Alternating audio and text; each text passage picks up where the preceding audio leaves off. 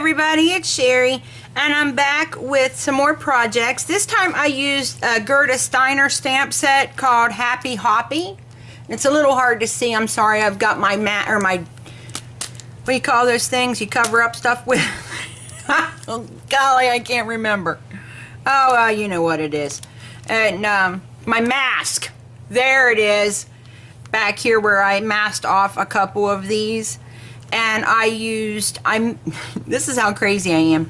I did two of the cards and decided I did not like them. And I used You Are Simply the Best. And then I decided, nope, I didn't like that. I didn't like the color that I used for the base. So I was going to switch it out, and I was going to restamp it again on a different color and use You Are Simply the Best. I didn't. I went straight to Awesome. You Are Simply Awesome. And then I did mask off Simply on one of them and just put You Are Awesome on one of the cards that I did. And I used all three of the little bunnies. I used the heart balloon, the little bee, the carrot, and the flowers. So pretty much the only thing I didn't use was the Happy Birthday Hoppy and the balloon right here. So let me show you what I did. This is the ones that I told you I messed up on and I went and redid. And so you can see there where I masked off You Are Simply, and I just masked off that and put Awesome. And then You Are Simply Awesome. And I had a pink background to try to match the hearts, and I just was not feeling that at all. And so I went back and put the blue behind it, and I liked it much better.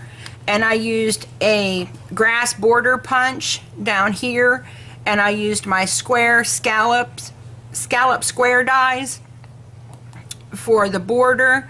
And I actually put everything together and then put the die on so that I could get the marks all the way around, so that I had stitching lines all the way around the design, and I liked that. I only did it on 3 sides on that one, and then I did it on all 4 sides on the one on the left. And I think I like the one on the left better as far as the stitching goes. So there's the first 2 cards that I made. This is the second one, or third one, excuse me. It says You Are Simply Wonderful. I colored up the background with Tim Holtz tumbled glass and shaded violet in the background here for the clouds, and it's real light. It's beautiful though.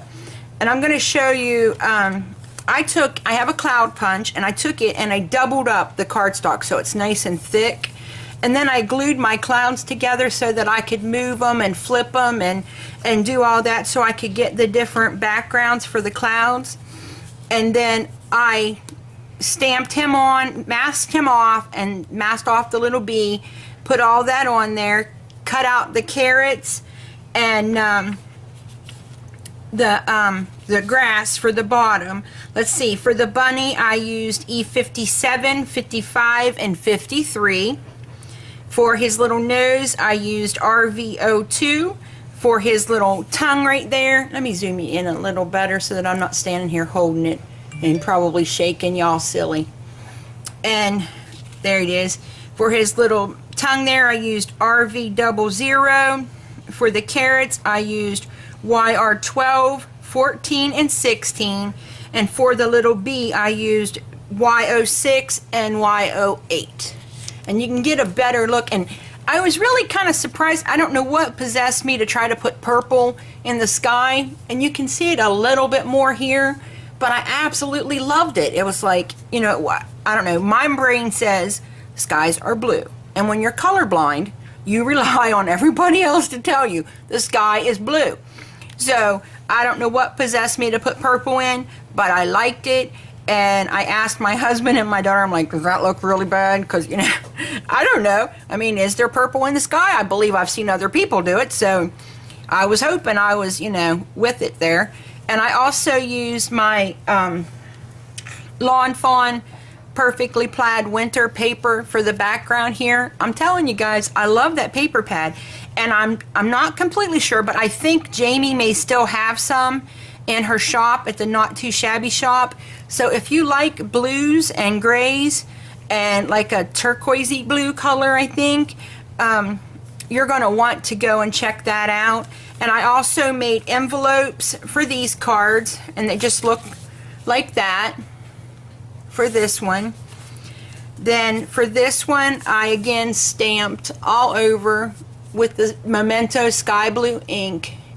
And I did the bunnies and the bee and the carrots. And then here's the next card. I also stamped just the flap on the back. Then my next card is a, let me move it up there so y'all can see, This one is a 5.5 by 5.5 inch card base. Again, I used tumbled glass and shaded violet for the sky. I used E50, 51, sorry guys,